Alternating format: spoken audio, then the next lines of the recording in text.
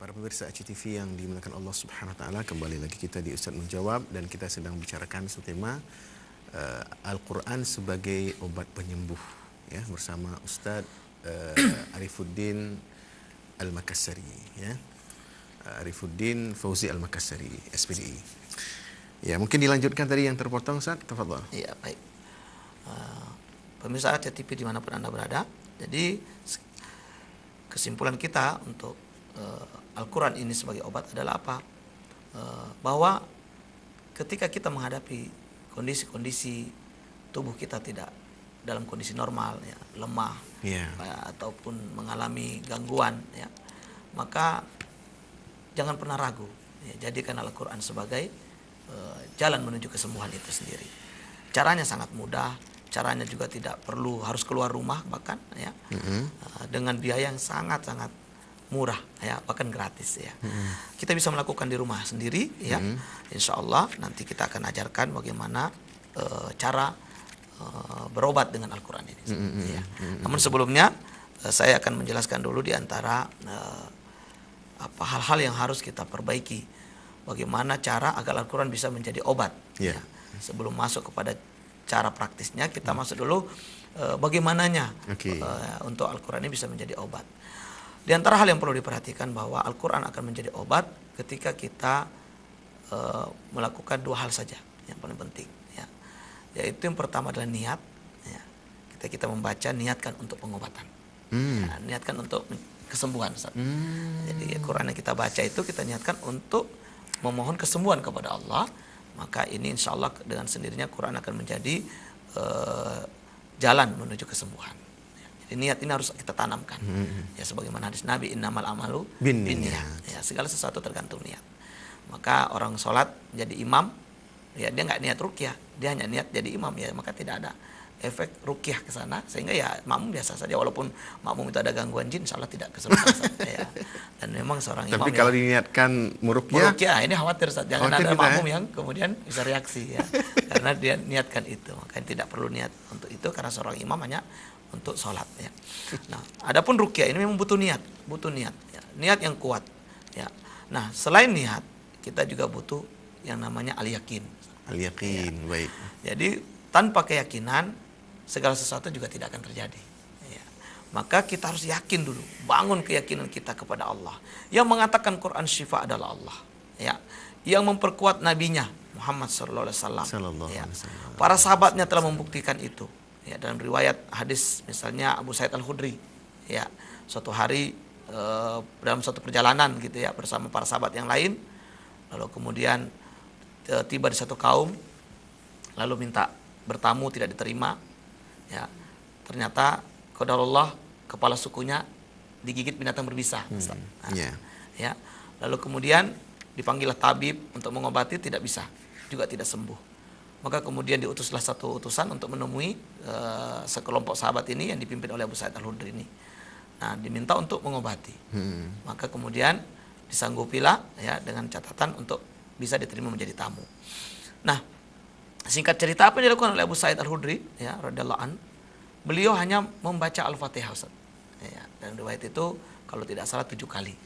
Al-Fatihah diulang-ulang, lalu diambil tanah sedikit, ya, lalu kemudian didoakan dan ditempelkan ke tempat bekas gigitan binatang berbisa, ya, dari kepala kaum yang sakit tersebut.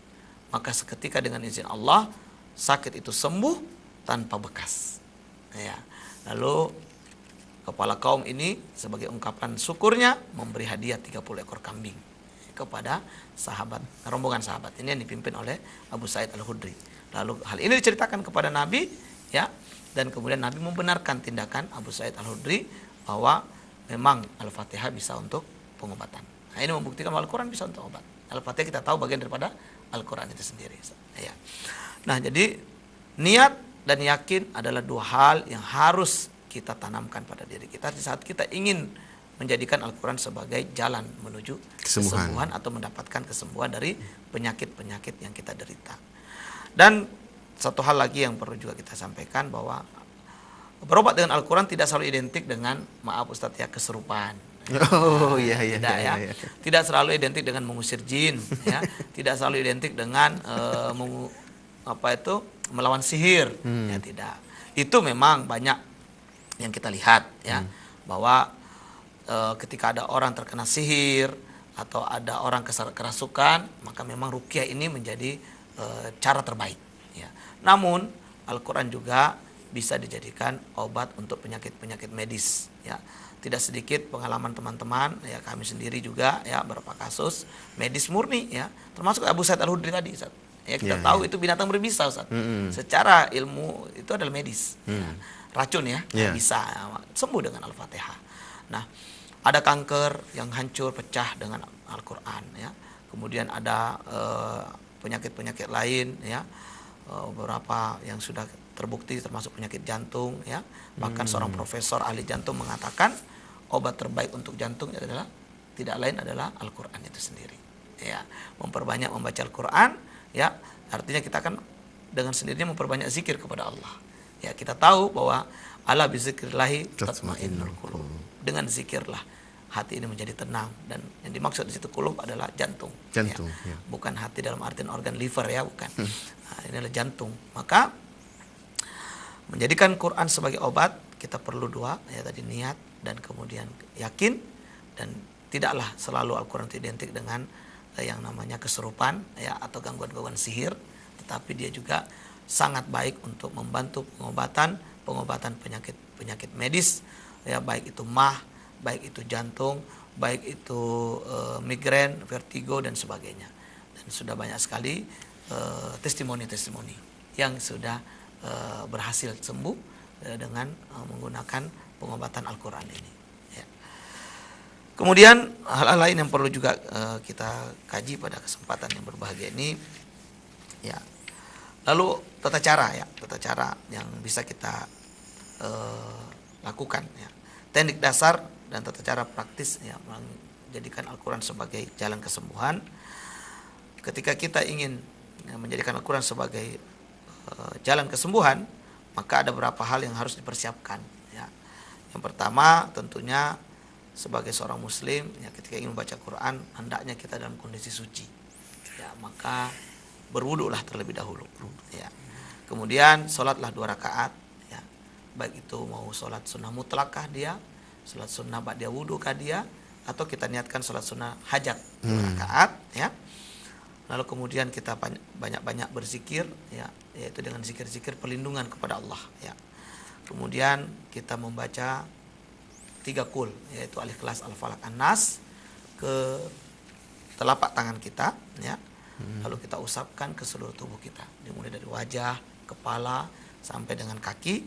Hal ini adalah merupakan kebiasaan Nabi ketika beliau menjelang tidur ya. Nabi ketika akan tidur malam selalu kemudian membaca Al-Ikhlas, Al-Falaq, An-Nas, lalu meniupkan ke kedua telapak tangan beliau ya, lalu kemudian mengusapkan ke wajah, kepala, dada, perut, belakang sehingga kedua tangan dan kaki. Dan ketika beliau sakit keras dan tidak mampu melakukan sendiri, beliau meminta istri beliau tercinta yaitu Aisyah radhiyallahu anha untuk membantunya ya. Dan Aisyah juga mau melakukan hal itu. Nah, ini adalah sunnah yang besar yang bisa kita lakukan. Nah, setelah wudu, sholat 2 rakaat, zikir perlindungan dan membaca 3 qul ini ya, maka kita bisa kemudian melakukan pengobatan dengan Al-Quran ya. Apa-apa saja ayat-ayat yang bisa kita jadikan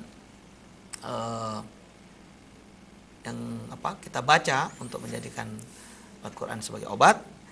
Seluruh Al-Quran oleh para ulama dikatakan bahwa seluruh Al-Quran itu Ustaz, bisa menjadi ayat-ayat ruqyah atau ayat-ayat syifa ya, seluruh Al-Quran ya. Namun memang berdasarkan riwayat dari Nabi ada beberapa ayat sudah dipilih ya, ada beberapa ayat sudah dipilih. Di antaranya adalah Al-Fatihah ya, kemudian Al-Baqarah 1 sampai dengan 4 ya, kemudian Al-Baqarah 103, Al-Baqarah 255 ya.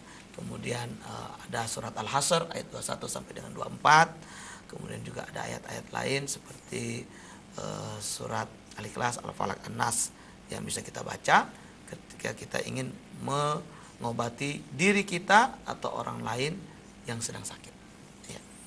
Ini diantara ayat-ayat ya, dan masih banyak ayat-ayat lain. Dan apakah membaca ayat-ayat Al-Quran untuk ruqyah atau untuk syifa ini harus dihafal? Jawabannya adalah tidak.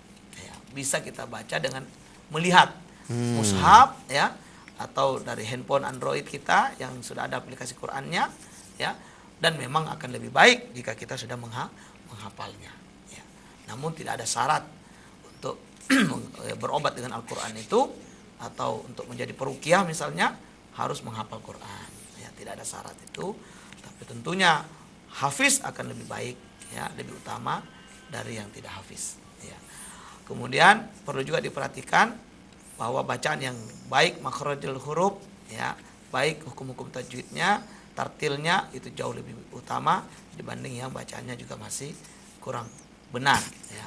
Maka tugas kita terus memperbaiki juga bacaan ya, semampu yang kita bisa ya, belajar terus tajwid agar bacaan kita benar, sehingga efek yang diberikan itu jauh lebih dahsyat ya.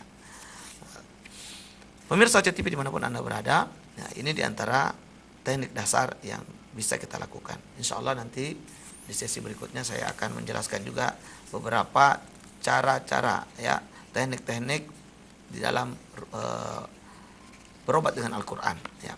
Kemudian juga akan kita jelaskan tata cara juga ruqyah beberapa kasus insya Allah ya, di sesi setelah sesi ini insya Allah ya.